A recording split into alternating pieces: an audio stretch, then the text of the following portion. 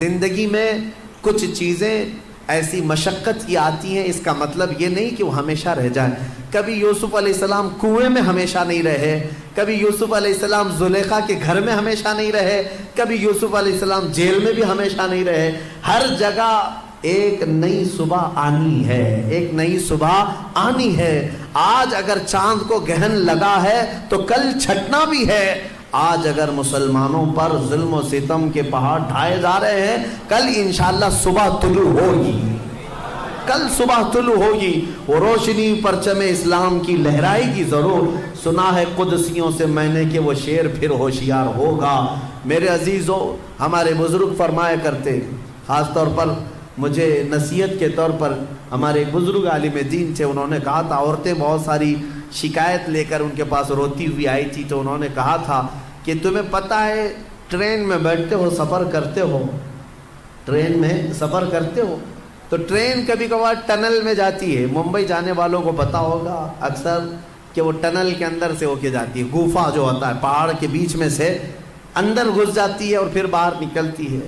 تو جیسی train tunnel میں جاتی ہے، اندھیرا، کچھ نظر نہیں آتا، کچھ نظر نہیں آتا۔ جاتی ہے نا ٹرین پہاڑ کے اندر سے ہو کے، گوفے کے اندر سے، غار میں سے ہو کے جاتی ہے، جو کھود کے بنایا گیا سرنگ ہے۔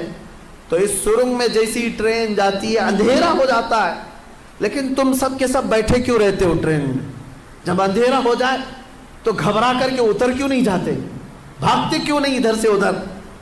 ہر پیسنجر کو یہ معلوم ہے ڈرائیور چلا رہا ہے، نکالے گا باہر۔ ڈرائیور ٹرین چلا رہا ہے، تھوڑی دیر کے بعد یہ اندھیرے سے باہر نکالے گا۔ تو فرماتے ہیں ہمارے بزرگ کہ اے نادان، ڈرائیور کے، ٹرین کے ڈرائیور پر جب تجھے اتنا بھروسہ ہے کہ وہ ٹنل کی اندھیریوں سے نکال سکتا ہے، تو اس رب الارباب پر کیوں نہیں یقین ہے جو زندگی کی اندھیریوں سے نکال کر تجھے اجالے میں ضرور لائے گا۔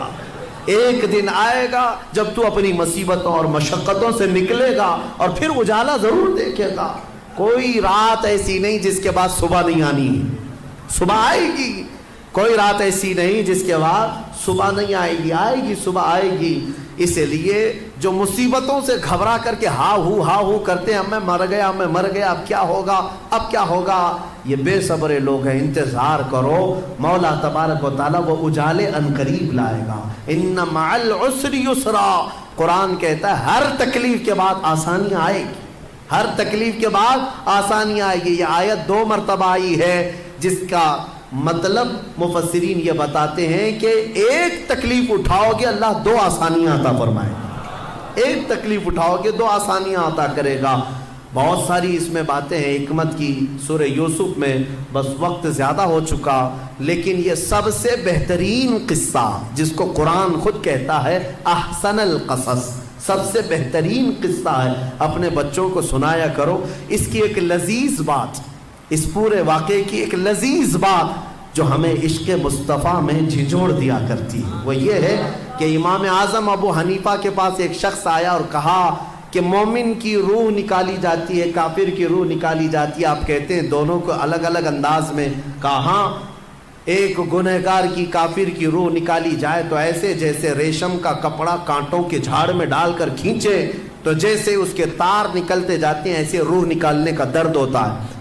کافر مومن کی روح ایسے نکالی جاتی ہے جیسے گندھے ہوئے میدے کے آٹے میں کوئی بال پھنساؤ اور نکال لیا جائے، اتنی آسانی سے۔ کہا یہ کیسے؟ امام اعظم رحمۃ اللہ تعالی علیہ نے فرمایا موت روح نکالنے کا یہ جو فرق ہے، سورہ یوسف پڑھو سمجھ میں آئے۔ وہ بندہ گیا سورہ یوسف پڑھا، کہا اس میں موت کا ذکر ہی نہیں ہے۔ کہا پھر پڑھو، پھر پڑھ کیا ہے؟ کہا موت کا ذکر ہی نہیں ہے۔ کہا پھر کیا ذکر ہے؟ کہا یوسف و زلیخا کا واقعہ ہے۔ کہا تو نے یہ تو پڑھا کہ زلیخا نے عورتوں کو بلایا، دعوت کیا تھا؟ کہا ہاں پڑھا ہے۔ کیا کیا؟ کہا سبوں کے ہاتھ میں چھری دی اور لیمو دیا۔ کہا پھر کیا کیا؟ کہا یوسف کو بلایا اور کاٹنے کا کہا۔ کہا پھر کیا ہوا؟ عورتوں نے لیمو نہیں کاٹا، لیمو گر گیا، انگلیاں کاٹ لی۔ امام نے پوچھا کاٹی یا کٹ گئی؟ کاٹی یا کٹ گئی؟ کہا کٹ گئی۔ کہا کیوں؟ انہیں پتہ ہی نہیں تھا، اس لیے کہ جان بوجھ کر کے تو کوئی نہیں کاٹ سکتا، جان بوجھ کر کے کوئی نہیں کاٹ سکتا. وہ یوسف کو دیکھنے میں مشغول تھی, کٹ گئی. امام اعظم نے کہا میں اسی سے یہ تفسیر اخذ کرتا ہوں کہ مومن کی جب روح نکلنے والی ہوتی ہے تو اس کے سرہانے میرے آقا تشریف لاتے ہیں. ارے جمال یوسف دیکھ کر کے انگلیاں کٹنے کا درد نہیں ہوتا تو جمال محمد دیکھ کر کے روح نکلنے کا درد کیسے ہوگا؟ ہاں, حضور کا دیدار کرتا رہے گا اور ادھر روح نکلتی رہے گی. یہی تو ایک مومن کی طلب بھی ہونی چاہیے, تڑپ بھی ہونی چاہیے.